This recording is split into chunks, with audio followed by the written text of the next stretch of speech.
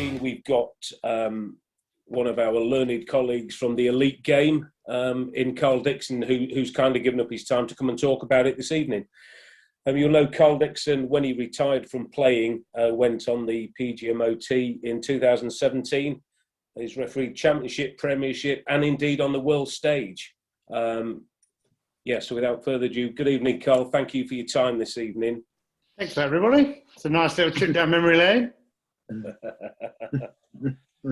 Karl, if you could share some of your thoughts, your processes, your protocols, etc., it'd be really useful for those present tonight, please. So obviously this is kind of new, which has only recently come in, and it's still in its infancy. There's still not a, they have a head contact group that goes away. So you have your people like Joe Smith, who was used to be the Ireland coach. Wayne Barnes and Jakob Piper are on there. We have Conrad Smith, people like that on this group, and former coaches. So it's a mix of referees, coaches, and players, because we used to obviously have the high tackle framework, which we felt kind of restricted us a little bit on how we can make decisions. So they wanted to redo it and overlook it again, and came up with this head contact process, which again is being reviewed still. I believe they had another meeting on the 1st of April, and there'll be further meetings before. I think it's probably more that it's clarifying exactly the route we go down to, but we do have a system as it goes, which I think is very followable at the moment. So why was it brought in? There's obviously a massive player welfare thing, as you've seen with the things going on with people suing rugby now from brain injuries, etc. We're trying to obviously focus on action, so that's focusing on the tackler and the ball carrier. And as you've seen, 72% of head injuries are in the tackle. So there's a massive choice for the tackler, and that's ultimately what we're trying to do, is lower that tackle height. So I believe you've all seen this. This is kind of the process that we'll go through, simplified, and this is what we try and say as we're going through it is, has there been head contact? Is there foul play? And how hard has someone been hit? That's the real simplified version of it. So the first question you always have to ask yourself is, has any head contact occurred? And remember, this is specifically to high tackles, leading forearms, clear outs, shoulder charges, things like that, because obviously there can be no head contact and still be foul play. But this specifically looking at these areas. So if there's no head contact, generally we can play on it's normally a good tackle or a good clear out. So if there has been head contact, we move on to the next stage, which is, has there been any foul play? And this is probably where you have to try and get your facts. And you'll probably hear me revert back to this quite a lot, as in what are the facts of the situation. So was there any foul play? And we have to determine that with a number of words to exactly define foul play and what we have, and some of the trigger words we'll use later to define any foul play. Adjusted, totally accidental. We've looked at it there, okay? You can see that, yeah. Justin Tipperik's knee into his head, purely accidental, as Wayne Barnes has said. There's 2 medics on the field looking at him. Head contact, but there's absolutely no fault of the tackler or the ball carrier in that situation. So it's just clearly a play on. Just a very quick question, sorry, Carl. Just for clarification for one of the members, does the head contact process replace the high tackle framework, or is it just overlaying it? I think at this point in time, I'm not 100% sure if it's been brought in law. I don't think it will be brought into law until potentially the summer or after, but I think we were using it definitely in the Six Nations. But obviously it has to go through all the council stuff and all that sort of stuff still. But it's kind of where we're moving to now. We don't really use the high tackle framework anymore. If we move on from that, so what do we're looking at foul play. We're looking at reckless acts. Is the action avoidable? And what are the choices do the tackler or the ball carrier have? 3 simple things that we can use. So if we do have the player at fault, and again, we can discuss later what it means by fault. An easy way of saying this is, well, if the tackler is upright, he's clearly at fault because he can lower his height to make a tackle and bend at the hips. And obviously the ball carrier also can be at fault with, potentially a leading elbow. So it's not just the tackler that can be in fault, it's the ball carrier as well. And then this is what it comes down to, is we talk about how hard they hit them. So what is the degree of danger? Are we at high or low danger? And again, we'll go into the trigger words that we use. So degree of danger, direct or indirect contact with the head, but you can still have an indirect contact with the head and it can still be a high degree of danger. And then we're looking at high force or low force. So high as in, is the tackler moving forward? So it's an aggressive kind of tackle, or is he passive? He's kind of moving away. And then as soon as we've discovered what kind of degree of danger we're at, then we're looking at mitigation for that. However, if the thing is always illegal or reckless, then we're not going to look at mitigation in that situation, purely because it's an illegal act of foul play.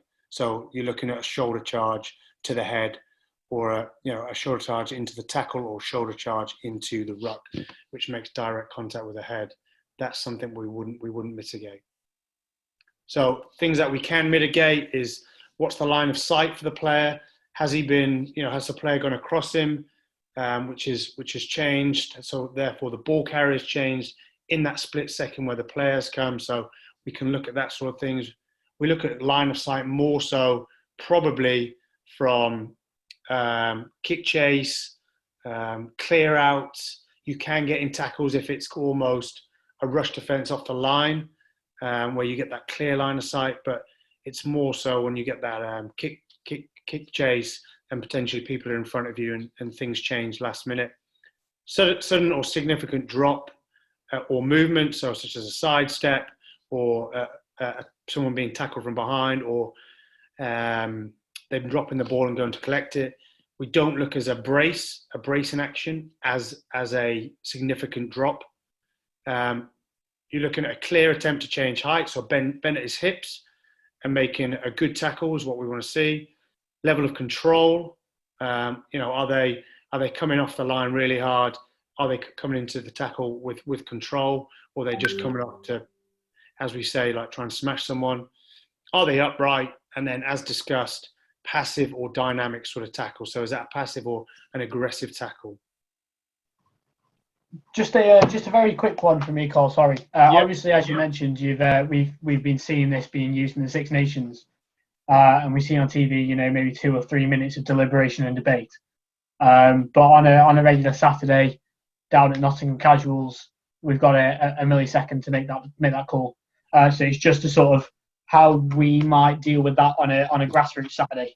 Yeah, and which is a really good question, because we had one of the boys from the championship who gave a red card to an Ealing, I think it's an Ealing or a Doncaster or a Jersey player, and he has one look at it. Now, is it a red card? If you probably dissected it like we would in the Premiership or international level with where's contact, etc., probably not. But it was understandable because the player was completely KO'd, had to be taken off. It looked like a massive collision. So the kind of outcome you're looking at is, without guessing, because you sometimes you're going to get it wrong. You're not going to be 100% where you get everything right. But when you look at it and you're like, oh, that looks like a red card, and the player's down, who's clearly been concussed and knocked out and has to be stretchered off almost, you're almost like, well, this makes it really easy for me. And if someone comes back and goes, well, technically maybe this wasn't, you're like, well, with that split second, that one thing I looked at, I went through the process in my head, which you could do. You walk over to your AR and go, listen, okay, so we've seen this tackle. This is where I'm at. We've got clear head contact. For me, the tackler is upright. We've got a significant head contact, which is high degree of danger. So high force, high speed. There's been no significant change, which I think you can almost do in a split second. And thank you very much, red card. And if someone comes back and says, listen, you're wrong from the video evidence, you go, listen, I made a really strong decision. all the pointers pointed to this, pointed me in this direction, and that's why I went there. And sometimes you see them, you have red cards in the Premiership where you wouldn't even notice there'd been any head contact. So I just think it's that quick deliberation in your head. We still want red cards to almost look like red cards. And believe me, we've had stuff in the Championship already that have been missed. And you're not going to get everything because, there's three people's eyes looking at it. You're never going to get everything. But I think if you can be strong and go through that process really quickly in your head with your AR, and then almost deliberate with him, take your time, even if it's 30 seconds to a minute, just quickly go through it and then go, right, this is where I'm at. Do you disagree with the facts, or do you have another fact which can help us with this? Then I think ultimately you're going to get the right decision. But as I said, you're never going to get it to the minutiae because you don't have that instant replay. You're going to have to make that quick, strong decision. And I think if I was there, I'd want to back people to make those strong decisions rather than just go, oh, I'm not 100% sure, I'm just going to give a penalty. Make these big decisions if you need to. And sometimes, that's going to be the situation. But I think on a Saturday, when you have that one look, it's almost, process it through, take your time with your AR to go through it.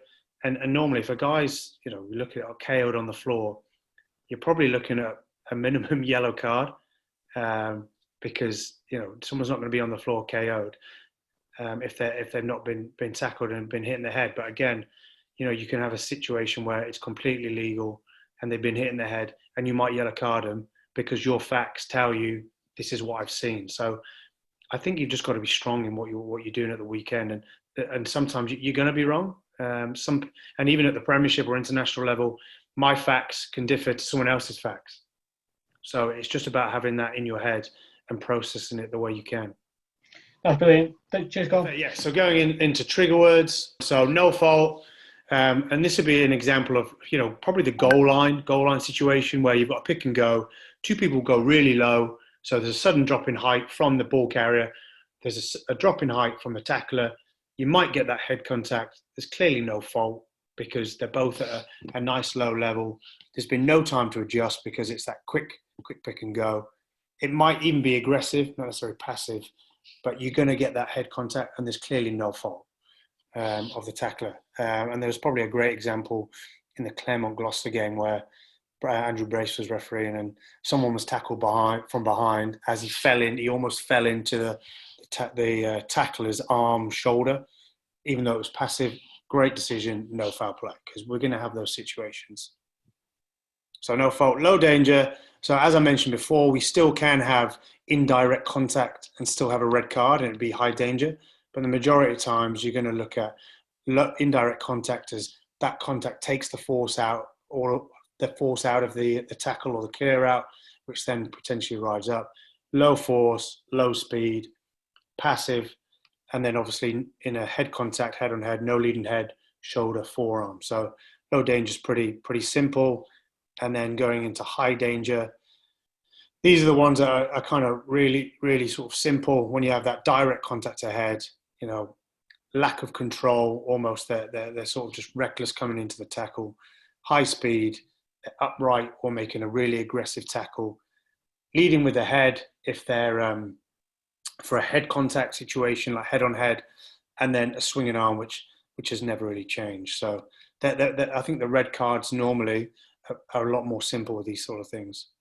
So then applying the process. So this is obviously, it's great talking about it and it makes great sense when you're sat in your front room watching a game and you can go through the process, but it's can we do that under pressure? Can we do it when people are watching? Can we do it when you're almost the center of attention at a game at level 12 or an international game? Because ultimately when you're deliberating and talking about it, you become the center of attention and people want to know what you're going to say. Yeah, so what we're going to do is we're going to start taking some of our volunteers. And what we want you to do is, there's no sound on any of these. So what we'd like you to do is to just go through things, talk about the facts that Karl's just mentioned. It's okay to verbalise them while you're seeing it, and you're going to see them several times from several different angles. So please do go through that, and Karl will help you. And obviously, you've got your aid memoir there, from earlier on. Now, Karl, you've got the first now, so we'll leave this to you to run with now. Yeah, the first person I believe is Sam Yates. So if we go for the first clip then.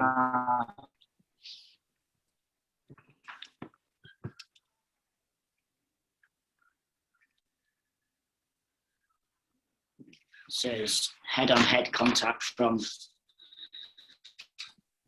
the red player to the green player. Looks like there's significant amount of force. There is a dip before the contact's made from both players. So the first question For me, that is the first question. So before we go into that part of the facts, think about the process. This is how we go through it. So first thing you want to ask yourself is, has there been head contact? Yes. So yep, there's been head contact. So then the next question you go to, right, is do I have foul play? So why do we have foul play? In your head is, why do we have foul play? Because we need to know why we have foul play. So we have foul play. So you'd be talking to your AR or whoever going, yes, we have foul play because of, and then we go, why is there foul play? For me, the foul play there, you've got your arms. The tackler has made direct contact with the head. The arm's not in a position to wrap, so it's more of a headbutt as they came in. Yeah, so I don't know if you heard what Dad said there. So your facts at this point are, you don't believe there's an attempt to wrap from the tackler, and it's a head-on-head collision, so it's direct contact with the head. Yes. And so you believe and then what about the tackle height? So we're looking at tackle height. Can the tackler get lower? Yep. So the tackle can get lower. So you're saying the player's at fault because I believe so. Yeah, because there's a bend of the hip. So then, okay, what's the degree of danger? To go down. Sorry. So then the degree of danger is high for that one, I think. High because of the fact that it's high speed, high force. Yes. Okay, so you would be any mitigation for this? No. Not for that one, no. Okay, so that's fine. They're your facts from seeing it once. So on a different side, which is, obviously we went through this clip on there, is, so has there been head contact? Yes, which we both agree. Is there foul play? Yes, because the tackler is upright. He can adjust his height. For me personally, he does wrap. He's able to wrap, and we'll see the clip again. He's able to wrap. The first contact is on the shoulder, then it goes up to the head. So you'll see it.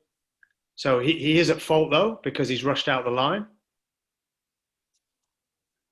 And he's upright. So he's rushed, he's upright, and you can clearly see he wraps in the tackle. For me though, Karl, the contact, I think that contact with his shoulder and then the head is simultaneous contact. Yep, which is why I've said that's, if it's shoulder then the heads collide. For me, then I would look to mitigate that. But with it being simultaneous contact at high force, then I'm not mitigating that. Okay, which is absolutely no problem. That's your process. That's the way you've gone through it, which is no problem at all. Because the facts on the first thing you looked at is not a problem. However, I'm just saying from how I see it, which again, as I said, my facts are slightly different, is I see him upright and coming off the line, so he's at fault. Now the degree of danger. We're at high degree of danger because he has a clear line of sight. It's at high force, whether you think it's direct or indirect. However, my mitigation for this would be there's the last minute step. So the green player has stepped and changed the dynamics of the tackle, and he's almost overcommitted. So that would be where I would mitigate it down to yellow. Okay. But by you giving it a red card on a one-off quick look is absolutely no problem. That's just the difference. It's about being able to process that, and how do you get to it? You got through the process correctly. Your facts just differ slightly to mine, which is never, you're not always going to be 100% right. Yep. Cool. Okay, so the next clip will be Matt Monahan.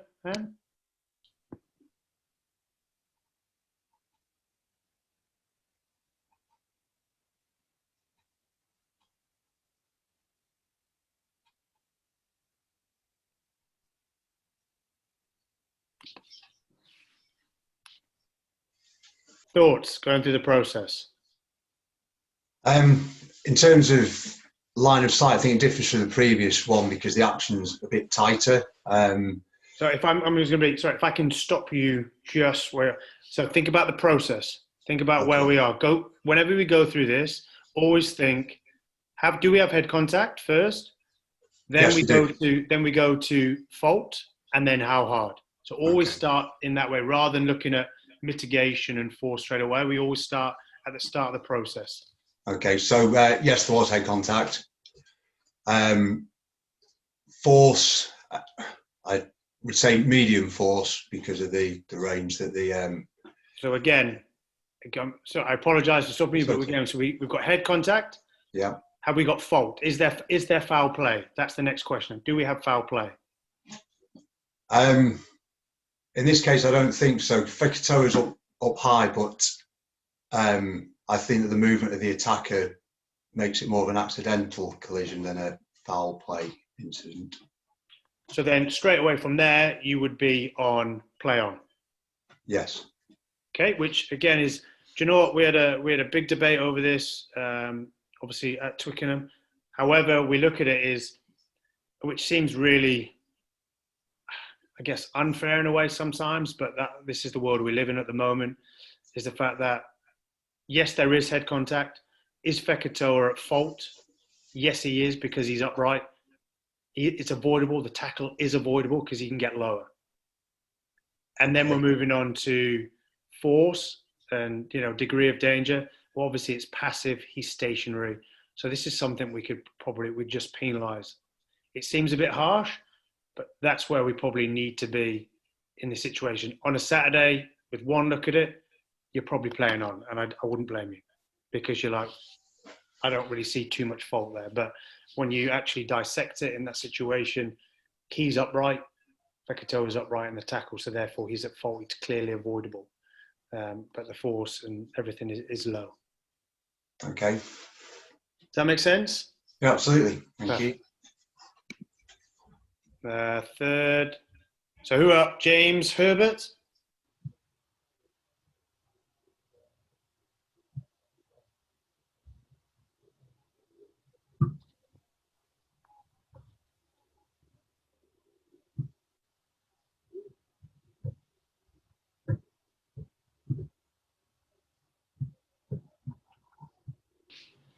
Okay, James, thoughts?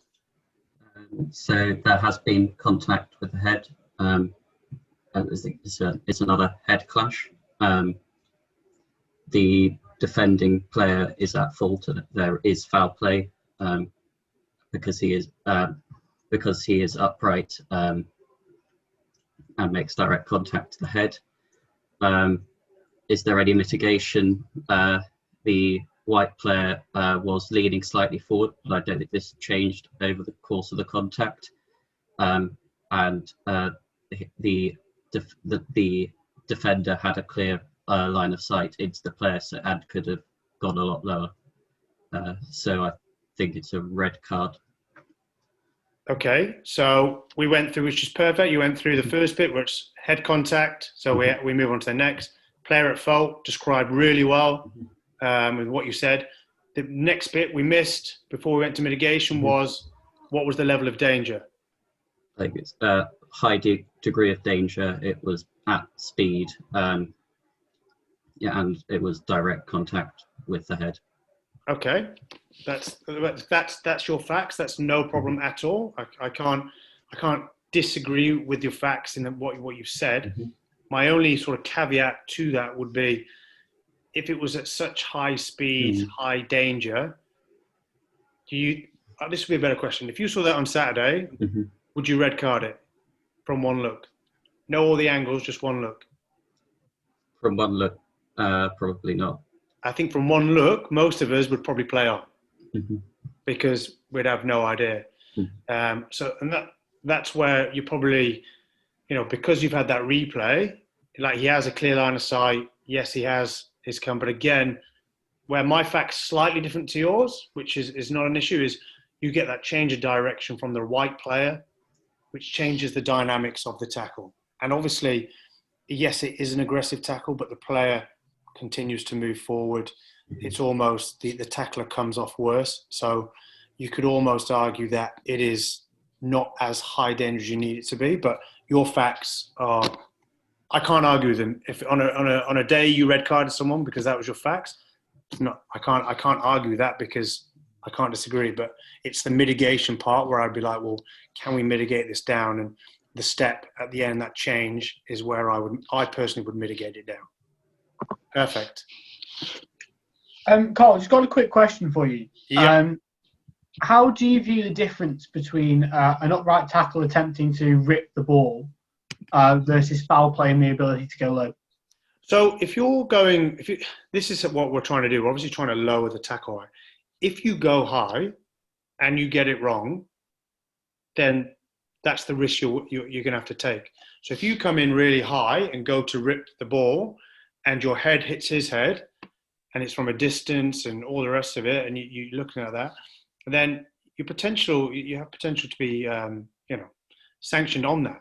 So we're trying to lower it down, not because we won't stop people ripping the ball, obviously, which is not an issue, but you've just got to be careful if you're coming to do that you're not hitting anybody with a shoulder or a head into their head. So again, I haven't seen any examples of someone trying to rip the ball and make contact with the head. Normally, most of these are tackles. So until we have one, I don't know how I would sort of say, because most of the time you get most people ripping the ball at a stationary point or almost trying to fall back with them and just trying to strip it. So you'd very rarely get head contact in my view.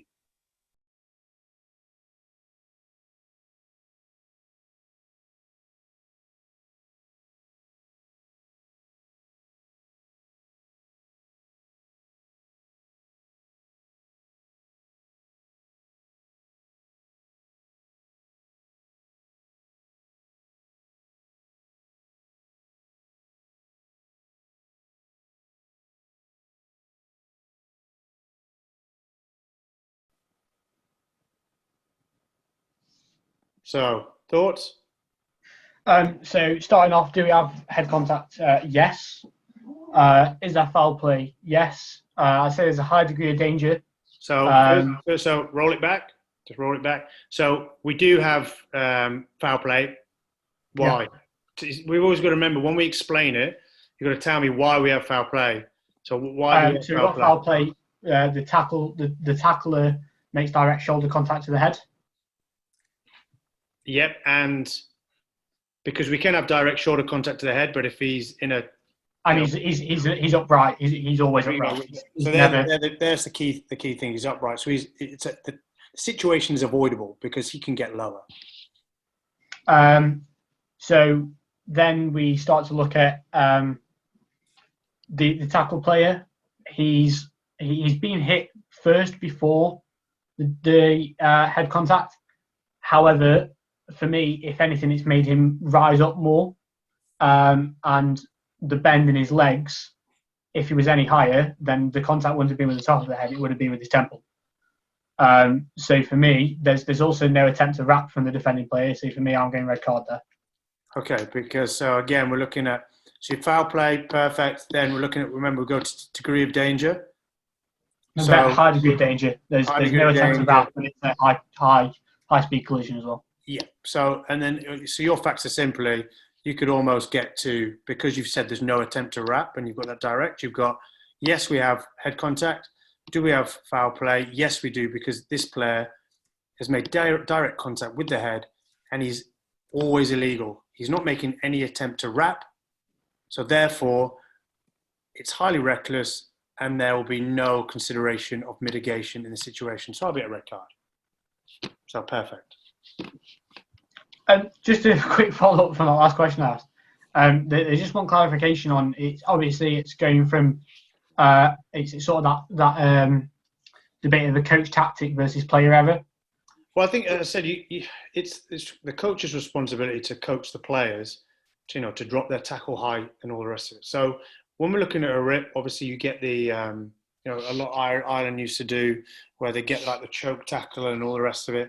The problems we have, I guess, a lot of the time is when teams go for that choke tackle, you see a player upright, and then obviously 2 seconds later, the player has been hanging around the neck because he's trying to get to ground. So it's a very difficult balance, because ultimately the reason why he's obviously around the neck at this point is because the ball carrier is trying to get to the ground. So we're almost trying to get them to release him. And if they don't release him in time, then we're probably going to penalise them because they're continuously around the neck. So it's, again, as I said before, it's a risky kind of situation. If you go there, you're potentially gambling with giving away a penalty or ripping the ball and stealing it. So it's that gamble. And I guess for me, obviously as a referee, I can't comment on what a coach wants their players to do, but you've probably seen it, when it first came in, the amount of red cards we have, and we still have a few here and there, but obviously players are adapting to it, and they realise now, and you see it, as soon as things go on the screen, they already know kind of what's coming, and they've got to adapt to this situation where when they're coming into breakdowns, when they're coming into tackles, and how they approach it. So ultimately, I think it's a player responsibility, but the coaches have got to make sure they're aware. Thanks. Sorry, Carl, to keep you. Just got a very quick, general Q&A. I'm sure you've seen the current 20-minute red card trials in Super Rugby. Do you think this is having a detrimental effect on the head contact protocol in terms of trying to change player behaviour? And do you think this will be brought into the international game and at grassroots level? It's a very interesting question. For me, it's very difficult, because you've got you see some red cards given today's game where you're like, do you know what? I could, you probably don't want to give it. And there's been a few examples of Kieran Brooks in a game against Leicester where you're like, it doesn't really look like a red card. You almost want a red card to be where you're almost going, mate, that is, what you've just done is disgraceful. Get off the pitch. Kind of thing, where when they just slightly technically get it wrong, and then we have to give a red card. So I can see it, but on the other side, I'm like, well, you can't differentiate between an orange and then a red. So do I think it will come in? No, I don't think it will come in the international game. I could be completely wrong, but I just think it's going to be very difficult to, differentiate between those kind of two incidents that I just mentioned. But I mean, it'll be interesting. Obviously, we have this captain's challenge and stuff like that now. So we'll be going forward and just seeing how they develop over, obviously they're happening in the Southern Hemisphere, and then they're bringing it into the Rainbow Cup as well. So it'll be interesting to see what happens, because then, in these situations, do you go out and start targeting players? Do you go out there? I know no one obviously goes out to target another player, but if you're a key player in that position and you think, well, do you know what? I can take their best player out. I can have a break for 20 minutes, and then my mate can come back on 20 minutes later, and we can potentially win the game when, they got their replacement on. So it potentially opens up a number of different avenues. Brilliant. I think at this point we'll call it this part of it to a close. Karl, absolutely brilliant, priceless knowledge and everything, and thank you for sharing all that with us tonight. Really, really useful. And on behalf of the Society, can I take this opportunity to thank you, one, for your time, two, for your knowledge and just your openness and the way you've chatted through everything. So, Karl, thank you very, very much indeed. Please work through the following clips individually, pausing between each one, and remember to use the protocols that you've seen on the video.